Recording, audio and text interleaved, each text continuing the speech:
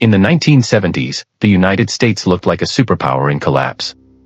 It was losing a war in Vietnam. The dollar was breaking away from gold. Oil prices were exploding. A president would soon resign in disgrace. Across the world, many believed the American century was ending. But history tells a very different story. Because the crises of the 1970s did not destroy American power. They rebuilt it. To understand this transformation, we must begin with the end of an earlier era, the long post-war golden age of the United States. After the end of World War II, the United States emerged as the dominant industrial and financial power in the world. Across Europe and Asia, the war had left cities destroyed, industries shattered, and millions dead. Entire economies were struggling to rebuild from devastation. But the American homeland had escaped physical destruction. Its factories had expanded dramatically during the war, producing vast quantities of weapons, vehicles, aircraft, and machinery. By 1945, the United States accounted for nearly half of the world's industrial production. It possessed the largest economy, the most powerful military, and the majority of the world's gold reserves. This period, roughly from 1945 to the early 1970s, is often described by historians as America's post-war golden age. Economic growth was rapid.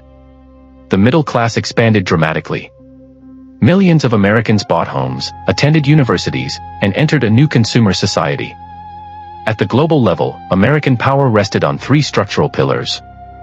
First, industrial supremacy. Second, a global financial system centered on the US dollar. Third, military leadership of the Western Alliance during the Cold War. The financial pillar was institutionalized through the Bretton Woods Agreement of 1944. Under this system, the US dollar became the central currency of the global economy. The dollar was tied to gold at a fixed rate, and other major currencies were tied to the dollar. This arrangement placed the United States at the very center of global finance. For roughly 25 years, this system produced extraordinary stability and economic expansion across the Western world. But by the late 1960s, the system began to strain under the weight of American global commitments. One of the most important pressures on the American system was the escalating conflict in Vietnam. The Vietnam War was deeply tied to the global tensions of the Cold War. After the collapse of French colonial rule in Vietnam in the 1950s, the country became divided between a communist North led by Ho Chi Minh and a non-communist South supported by the United States. American policymakers feared that if Vietnam fell under communist control, other countries across Southeast Asia might follow. This belief became known as the domino theory. According to this theory, the fall of one country to communism could trigger a chain reaction throughout an entire region. For American leaders, Vietnam was therefore not simply a regional conflict. It was seen as a test of the United States' ability to contain communist expansion led by the Soviet Union and Communist China. But the war proved far more difficult than American strategists had anticipated. The United States was attempting to fight a complex guerrilla war in unfamiliar terrain against a determined nationalist movement. At the same time, the government was funding large domestic social programs under President Lyndon Johnson's Great Society. The combination of war spending and domestic spending produced growing federal deficits and rising inflation. More importantly, the war began to undermine American credibility. Despite overwhelming military superiority, the United States struggled to achieve decisive victory. The conflict revealed a fundamental limitation of American power. Military strength alone could not easily control nationalist movements in distant regions of the world. While the United States was fighting in Vietnam, another transformation was occurring in the global economy. The nations that had once been devastated by the Second World War were rebuilding. Western Europe had recovered through reconstruction and economic cooperation. Japan had rapidly industrialized and developed a powerful export economy. By the late 1960s, these countries were no longer dependent on American manufacturing. They had become powerful competitors. European and Japanese industries began exporting automobiles, electronics, and machinery that rivaled American products in global markets. For the first time since the war, the United States began running persistent trade deficits. As dollars accumulated abroad, foreign governments began exchanging them for American gold reserves under the Bretton Woods system. This growing pressure made the system increasingly unstable. The decisive break came in 1971. President Richard Nixon announced a dramatic set of economic policies that would later become known as the Nixon shock. The most important decision was the suspension of the dollar's convertibility into gold. Under the Bretton Woods system, foreign governments could exchange their dollars for American gold. But by the early 1970s, the United States had issued far more dollars than it had gold reserves to support them. This imbalance had emerged from years of military spending, foreign aid, trade deficits, and domestic social programs. If foreign governments continued converting dollars into gold, the United States risked losing much of its gold reserves. To prevent this, Nixon ended the gold convertibility of the dollar. This decision effectively dismantled the Bretton Woods system. For the first time in modern history, the global monetary system would operate without a gold anchor. Currencies began to float relative to each other. Although this initially appeared to signal American weakness, it ultimately produced a powerful long-term advantage. Without the constraint of gold reserves, the United States could expand the supply of dollars and maintain global financial liquidity. The dollar remained at the center of the world economy.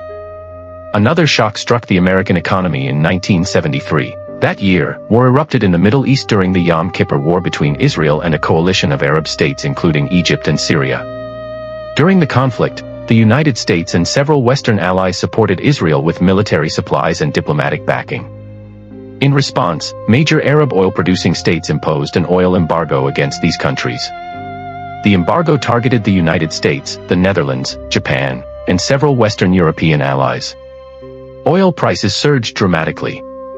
Within months, the cost of oil had quadrupled. Across America, gasoline shortages emerged. Long lines formed at fuel stations. Energy costs drove inflation higher while economic growth slowed. This unusual combination of rising prices and stagnant growth became known as stagflation. For policymakers, it was a deeply troubling development that traditional economic theories struggled to explain. While economic crises unfolded, American politics was shaken by one of the most significant scandals in the country's history. In 1972, individuals connected to President Nixon's re-election campaign were caught breaking into the headquarters of the Democratic Party at the Watergate complex in Washington, D.C. Investigations soon revealed that the break-in was part of a broader campaign of political espionage and abuse of power. Members of the administration had organized illegal surveillance operations against political opponents. Secret funds were used to finance covert political activities. Government agencies were sometimes used to intimidate critics. Most damaging of all, recordings from the Oval Office revealed that Nixon had participated in attempts to obstruct the investigation. Facing near-certain impeachment, Nixon resigned from office in 1974. It was the first time in American history that a sitting president stepped down under such circumstances. Public trust in government collapsed. The scandal left a deep mark on American political culture. Yet even amid domestic crisis, American diplomacy achieved a major strategic breakthrough. During the 1960s, relations between the Soviet Union and Communist China had deteriorated dramatically. The Sino-Soviet split emerged from ideological disagreements, geopolitical rivalries, and disputes over leadership of the global communist movement. Soviet leader Nikita Khrushchev favored peaceful coexistence with the West. Chinese leader Mao Zedong believed revolutionary confrontation should continue. The Soviet Union also refused to share nuclear technology with China, which created further resentment. By the late 1960s, tensions between the two communist powers had escalated into armed border clashes. Recognizing this division, American strategists saw an opportunity. In 1972, Nixon visited China and opened diplomatic relations with the Chinese government. This move fundamentally altered the balance of power during the Cold War. Instead of facing a unified communist bloc, the Soviet Union now confronted a geopolitical triangle involving the United States and China. At the same time, another transformation was taking place in global finance. Following the oil crisis, the United States reached agreements with major oil-producing nations, particularly Saudi Arabia. These agreements encouraged oil to be priced and traded globally in US dollars. Oil-exporting countries would then reinvest their profits into American financial markets. This arrangement became known as the petrodollar system. Even after the collapse of the gold standard, global demand for dollars remained strong because oil, the most important commodity in the world economy, was priced in dollars. This reinforced the central position of the United States in the international financial system. Despite economic turbulence, the 1970s also witnessed the early stages of a technological revolution. Semiconductor companies such as Intel began producing microprocessors that would eventually power personal computers. Entrepreneurs like those behind Apple began experimenting with new forms of computing technology. These developments were still small compared to traditional industries, but they represented the beginning of the digital revolution that would reshape the global economy decades later. To the people who lived through it, the 1970s appeared to be a decade of decline. War, scandal, inflation, and geopolitical uncertainty shook confidence in the American system. Yet from a historical perspective, the decade marked something very different. It was a period of profound adjustment. The United States moved away from the rigid financial structures of the post-war era. It adapted to new geopolitical realities. And it began to lay the technological foundations of the modern global economy. The crises of the 1970s did not end American power. They reshaped it. And in doing so, they helped build the foundations of modern American dominance. In the 1970s,